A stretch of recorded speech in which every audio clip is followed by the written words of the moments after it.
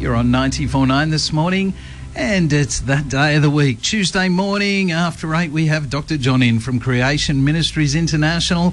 And, of course, those guys have a website, creation.com, where you can get all sorts of questions answered. But Dr. John answers them on air for you. If you would like to send any questions through to Dr. John, questions on evolution or creation or dinosaurs or aliens, all those sorts of things, send them through. Just text us at 0401 949 949. Good morning, Dr. John. Yeah, good morning, Mick. What an interesting week we've had. we seem to have, like, it's coming into Christmas, and of course there is a battle out there, a battle between, I guess, Satan and the demons trying to get all the people to stop believing in God.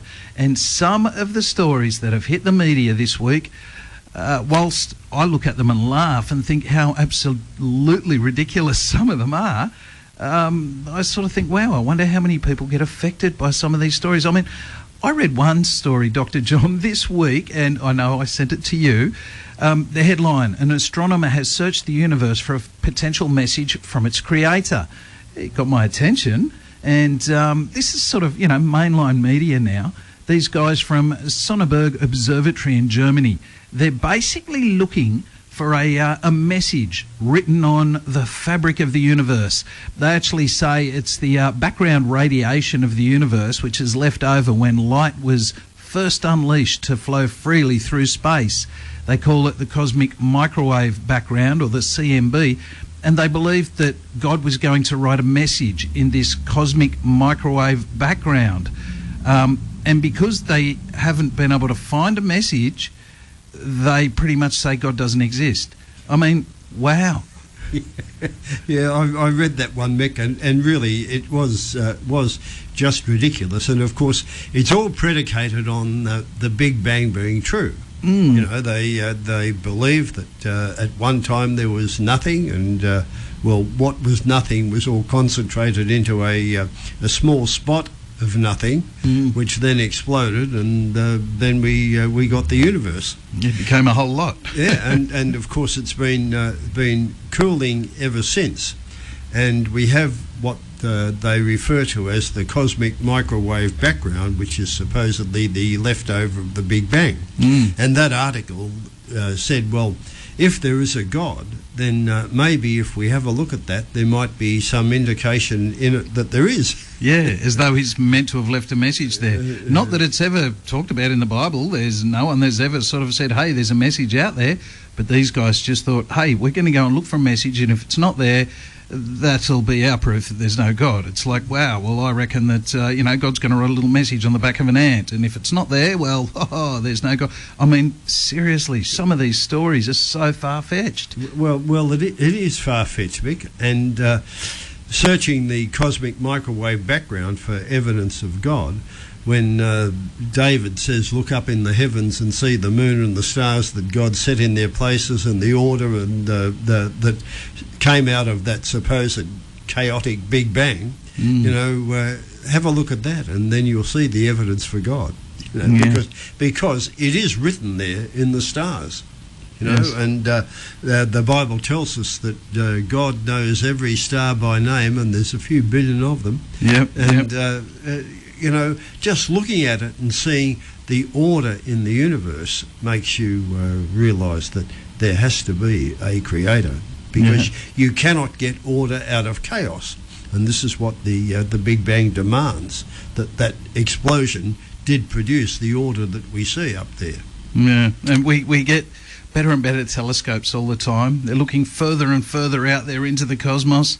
They're finding more and more stuff and scratching their head more and more, going, like, another story this week was about this new, it looks like a gaseous formation that they've found out there around another star. And they just go, well, we've got no idea what this is. We don't even know how it got there. They can't come up with a solution for these things, but I'm sure that someone will write something to try and fit it in to a theory that they have. It'll be fitted in somehow into the evolutionary background. But I saw that photo too. Very interesting. And, yeah, it was a good photo. Yeah. Nobody knows what it is. But look, Mick, I was a bit taken too by one of the things that you mentioned or just before the news. You mentioned how there's been snow in the snowy mountains only last weekend. Yeah, and today, this morning, there's snow there today. Yeah, and I've had a similar experience. I've stood in falling snow in Victoria a week before Christmas.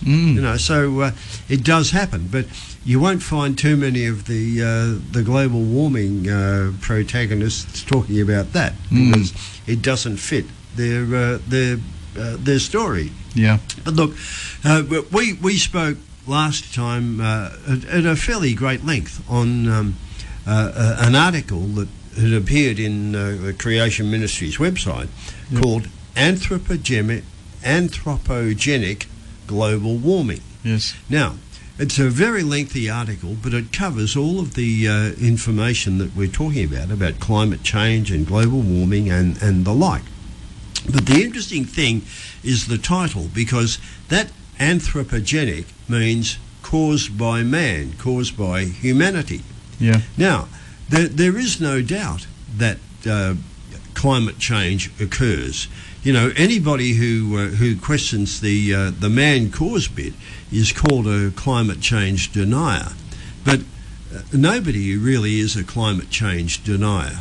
Yes. Everybody observes climate changes. And the only thing that is in dispute is whether the changes that we see happening are caused by human activity. Now, there's no doubt that the changes happen, and you can measure them. You can record temperatures in various parts of the world, and it does seem that there has been a slight increase in temperature over the last 50 to 100 years. Nobody would dispute that.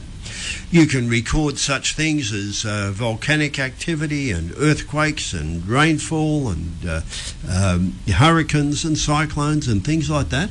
And you can demonstrate changing trends. There's no doubt. You can; those things are measurable. You can take aerial photographs from space, and you can record the retreat of ice caps and ice sheets. And we've mentioned that, and I'm going to mention that again this morning. And you can also, because all of those things are actually evidences of climate changes. Yep. So nobody disputes that that's the case. Though people can also see from space giant swathes of pollution.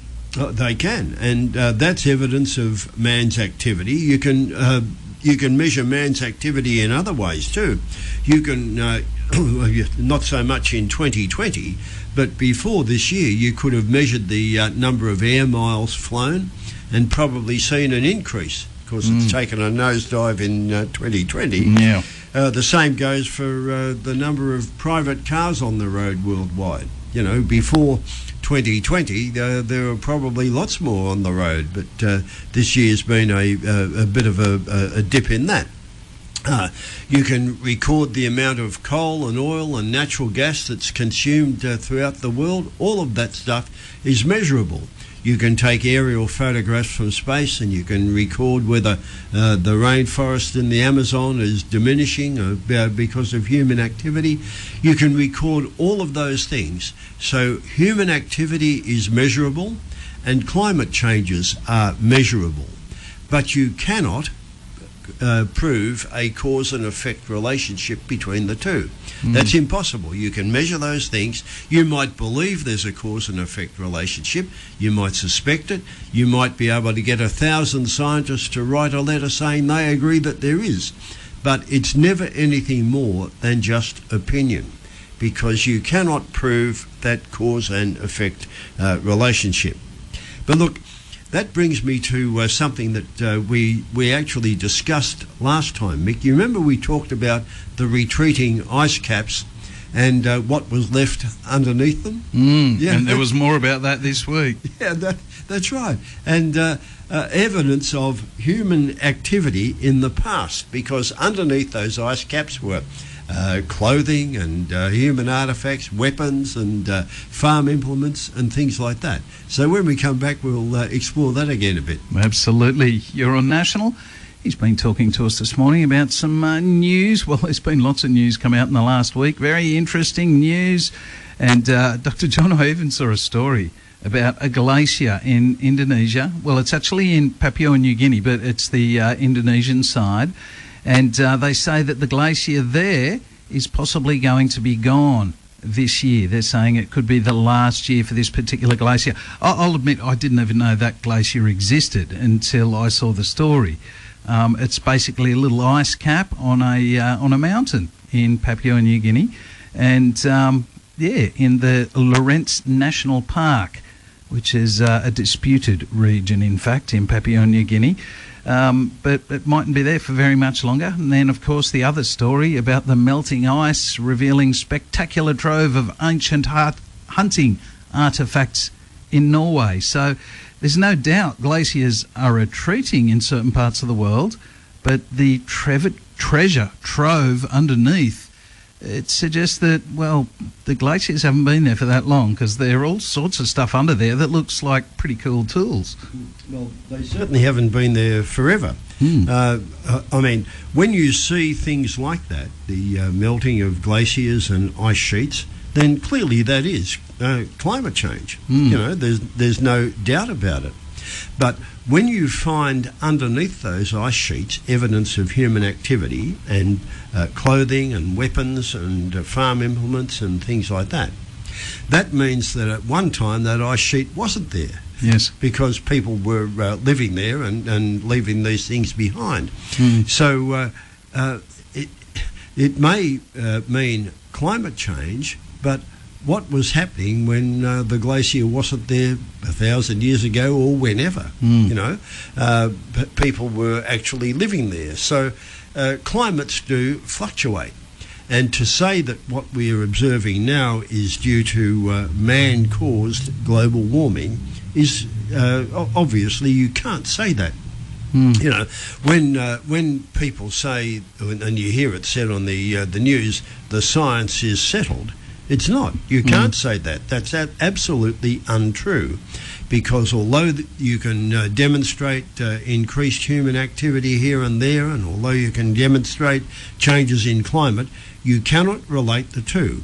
And it's very obvious that what we see with some of these retreating ice sheets, they were less in the past. So what was the cause then? So really, I think we've got to be very, very wary and not be swayed by all the emotions that you see all around you. You know, every event, snow in the snowy mountains. I think in Brisbane they've had 30-degree temperatures every day for the last several weeks, which is a bit unusual. Yes. But you can't ascribe it all to man-made climate change. Yes, it's climate change, but is it man-made? And the answer to that is we can't say. Yeah. Well, when we come back, Dr. John, I'd like to ask, why does it matter? Why does it matter if we do say it's man-made or we don't say it's man-made? You're on 94.9 this morning. It is 8:28. We've got the news and weather and traffic coming up, and we'll be back with Dr. John after that. 94.9 this morning. That was Dante Bowe with Be All Right. It is 25 minutes to 9.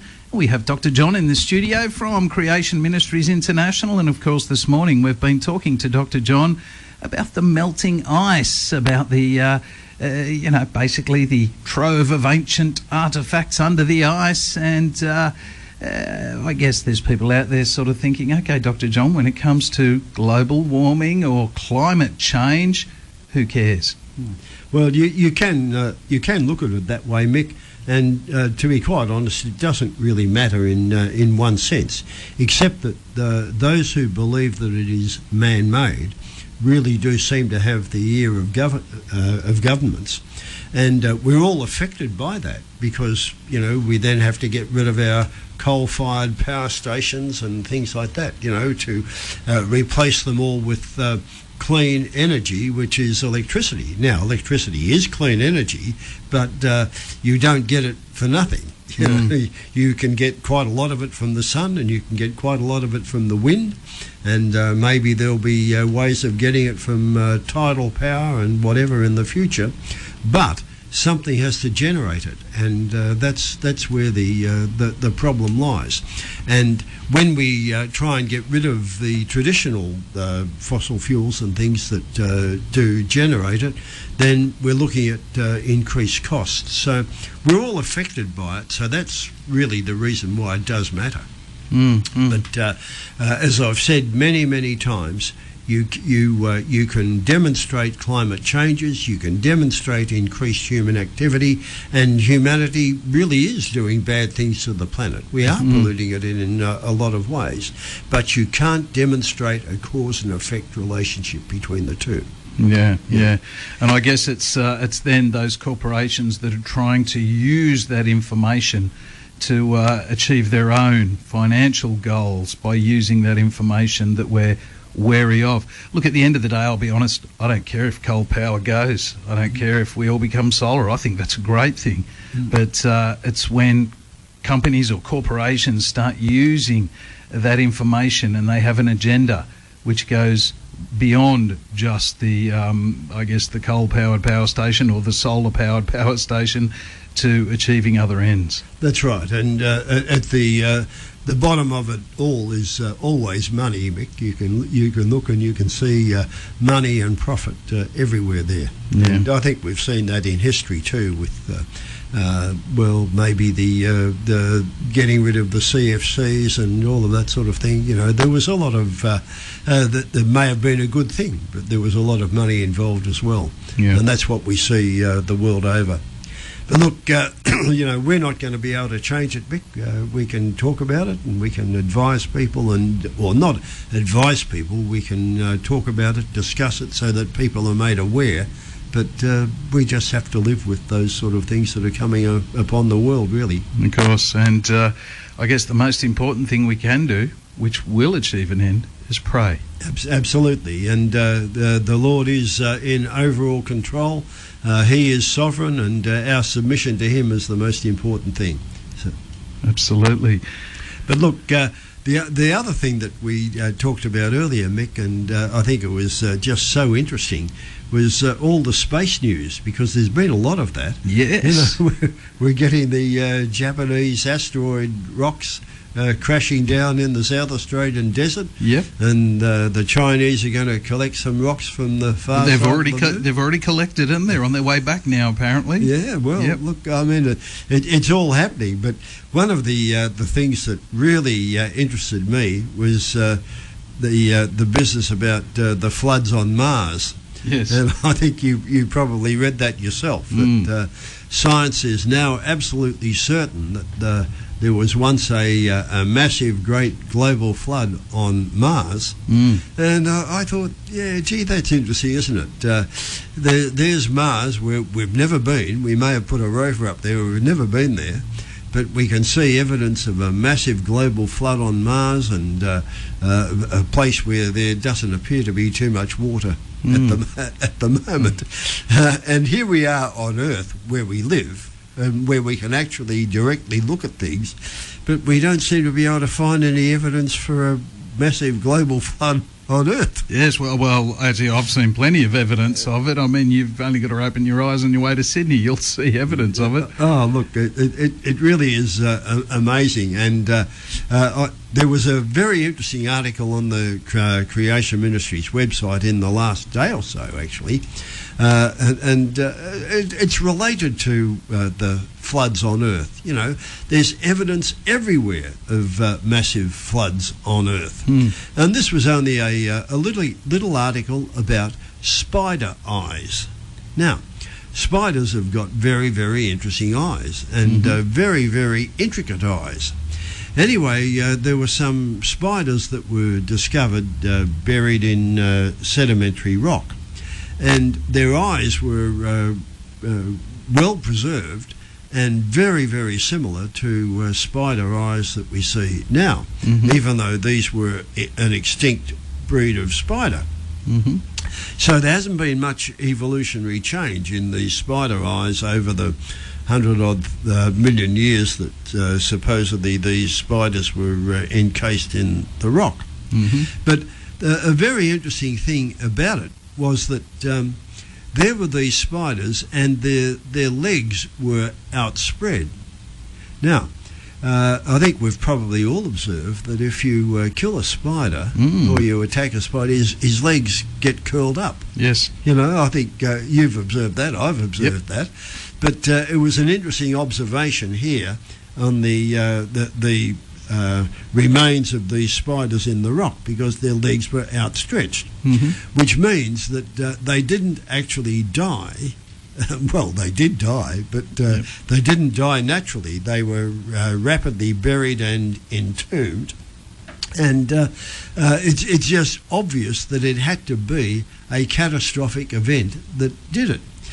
And it just shows you that the world's idea about evolution is never backed up by the evidence. You see, the world assumes, if evolution were true, that things evolved and they lived and they died naturally and they got buried and so on, and evolution then occurred over great periods of time. But all the evidence points to catastrophic burial. These things didn't die naturally, they were buried by a massive great flood. Well, we believe that was a global flood.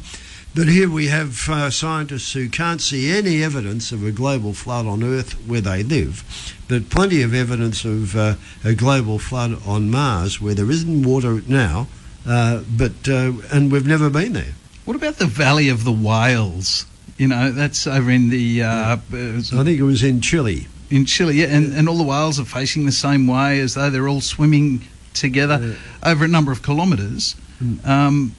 And they're up high. They're nowhere near the ocean. I mean, isn't that obvious? Look, none of it adds up to evolution. And even the what they believe are the more primitive organisms like trilobites, it seems that they all seem to be orientated in the same direction when they're buried. Now, that means it's not evidence for evolution, it's evidence for catastrophic burial. Yeah, they're all swimming the same way. It just happened real quick over, massive kilometres up high. Yeah, it seems sort of obvious to us now talking about it. In fact, it's sort of hard not to see that. It is 16 minutes to 9. We're with Dr. John from Creation Ministries International. Ministries International, who's been talking to us this morning a little bit about climate change. And Dr. John, in regards to climate change, there was a story that we spoke of in the media this week that was about ancient cave art drawings that have been found deep in the Amazon. And claims in the story, they say it was painted during a time of extreme climate change. How interesting is that? They also say that the pictures are of what they believe is a cross between mammoths and elephants. Well, it could have been either, and how would they know? It looks like a picture of an elephant to me. And they also say that in these pictures there's drawings of things like giant sloths. I mean, seriously, they've got pictures, some pictures of the men are bigger than the elephants. It's just pictures on a wall. How do they know they're giant? Lots of questions here. And there's also ancient llamas. That was interesting. And hang on, there's also Ice Age horses. Oh, right. Okay. Yeah. I saw that article, Mick, and I couldn't help but be struck by the similarity of that rock art there in the Amazon jungle to rock art in the outback Australia, Aboriginal rock art. And done with the same sort of material, the red ochre and so on. And there was quite a lot of that found in the Amazon. I think it extended over about 13 kilometres. It was a long rock wall that they saw some of these things on. Yep. But I didn't pick up on the climate change bit, yes, but I did pick up on the age that was ascribed to it. Yeah. And they said that was 11 to 12,000 years old. Yeah. Now, look, very similar to rock art in Australia, but of course the rock art in Australia is given a much greater age, about 30,000 years or something like that. Yeah, and the pictures are kangaroos instead of elephants, but yeah. Yeah, well, that's right. Yeah, the animals are a bit different, but the rock art looks very, very similar. Yes. And I just thought it worth reminding our listeners that all you have there is rock art. There is not a scrap of indication from that art how old it is. The age is simply a figure that people ascribe to it without any evidence whatsoever. And that Amazonian rock art, there were modern day animals that they would have been familiar with, and some apparently extinct animals too, mastodons and giant sloths, as you mentioned. But it's just rock art. People have always painted, and I mean that comes from Europe too. People have always painted on cave walls examples of the animals that they were familiar with. Yes. And I think it's interesting and worth reminding our listeners that all of that rock art is probably of a very, very similar age, because people only dispersed over the world from the Tower of Babel about 4,000 years ago. Now, how did they get to South America? How did they get to Australia? And it would seem, and Creation Ministries has written many articles on this, that there was an ice age shortly after Noah's flood. And what that ice age would have done was it locked up a whole lot of the water on Earth in the form of ice, particularly in the northern hemisphere. And that meant that the water levels throughout the world were much lower than they are now. That's the sea levels. And there would have been land bridges joining most of the continents.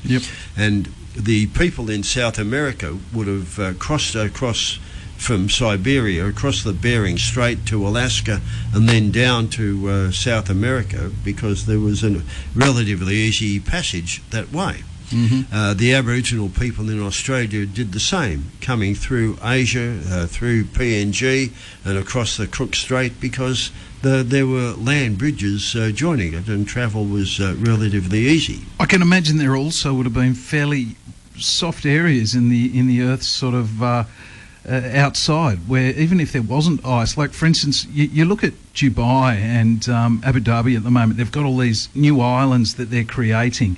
And they've literally, like one of them, that Big Palm Island, it's about 7 kilometres long. And in 2007, of course, they had the global financial crisis and a lot of people stopped investing. And so some of those islands are literally just falling back into the ocean. Now, after the flood, I'm sure there would have been bridges of soft, muddy, sandy sort of soil that would have melted or washed away after time as well. So not necessarily only ice. Is that a fair sort of... Well, the ice sheets seem to have been in the northern hemisphere, not so much in the southern hemisphere. So, and presumably people like the South Americans and the Australian Aboriginal people might have been wanting to escape from the cold, and they came to the southern hemisphere where there was plenty of game and it was quite a habitable area.